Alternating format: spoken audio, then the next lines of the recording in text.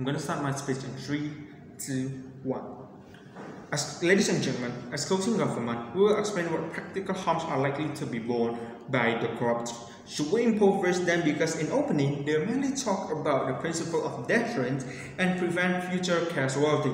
All these aspects hinge on the explanation in practical, like how it happens in order for the opening government argument to run. Therefore, closing government will explain it. But before that, allow me to engage to our argument. There are two arguments that we will talk about. Firstly, about the impoverishment.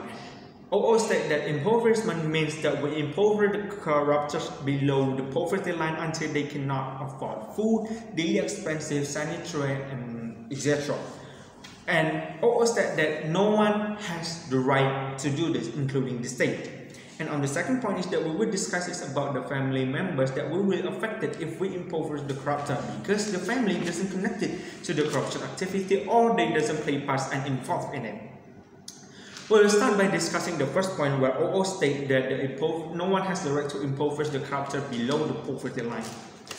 Well, we would like to clarify that the state does, because basically corruption means they corrupt the money that they have taken from state or innocent people, and the state has the right to do this if the corruption corrupt the state money. And also for the second point that we will discuss is about the family members that doesn't involve or play part in the corruption activity.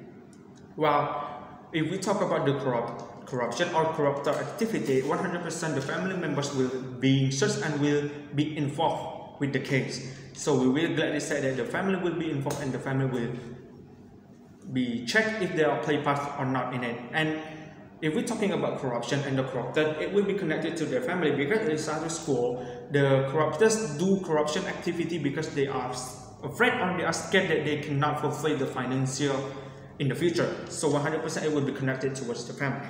And now, as closing government extension, I'm going to explain how this impoverishment prevent casualty to happen, like I said in the beginning, and the few layers such as, first, how ex-convict of corruption in status quo maintain their power.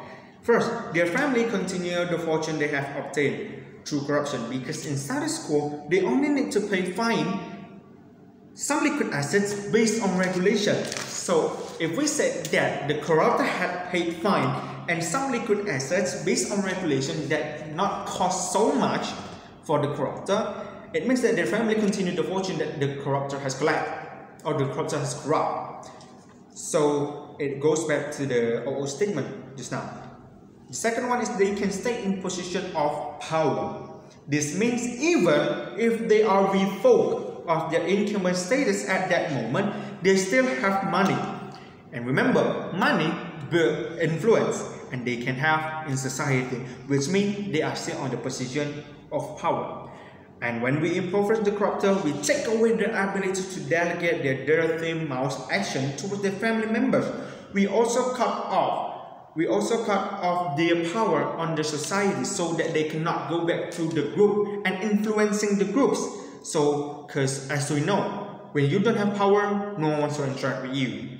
So it's a good thing if we impoverish the corruptor. The effect is like what I said.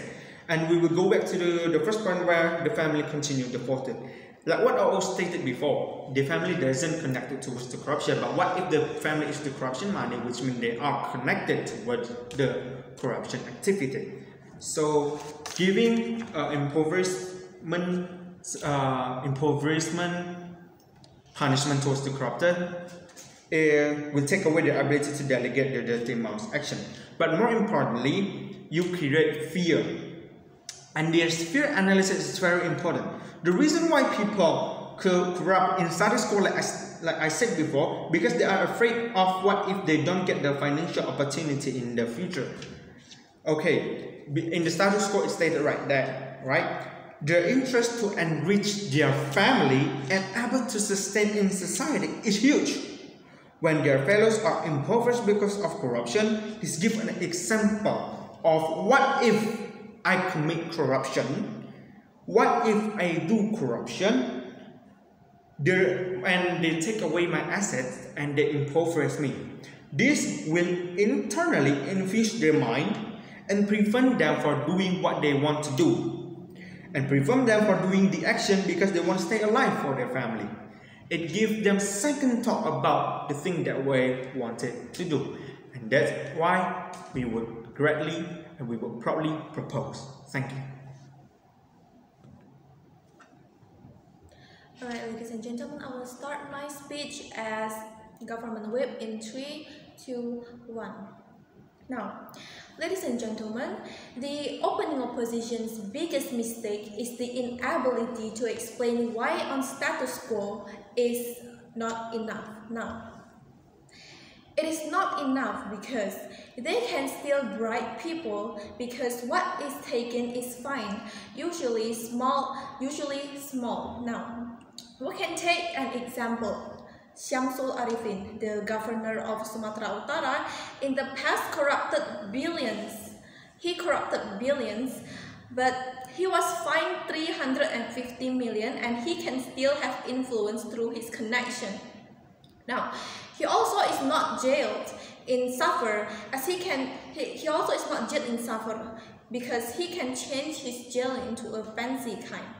Now, the opening opposition also state that by impoverishing them, this means that they won't be able to afford food and sanitary products. Now, they state that the state don't have the right to do this. Now, I tell you, state does have this right because morally, the money they take away belong to the society. The money that these corruptors take away, they belong to the society that is innocent. They are innocent people because now they have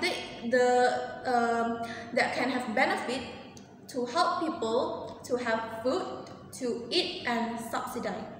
Social minister corrupted the money and caused a lot of pandemic victims to lose their life. No food and no basic goods, which then cause them to rob others, and it can increase the criminal rates in our country. Now, the opposition team also says that by impoverishing their family, this will also impact negatively to their family members who might just be innocent, that they can also be affected now. But there are possibilities that they do play parts indirectly. For example, the nepotism that can possibly happen now. But even if they don't, it is consequential principle that they also have to suffer because of their family members' action. As government, we should concern of protecting the right of communal, which is society, not the family of corruptors. Now, the OG claims that they should pay 150% back from what they have taken from the state. They should give more than what they have taken from the state. Now, our side of house offers an alternative where we will justify their action by taking back the same amount that they have taken from the state.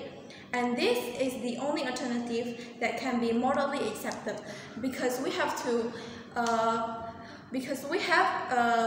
put our positions into the shoes too, and we offer a better solution in achieving the same goal through a more morally accepted way.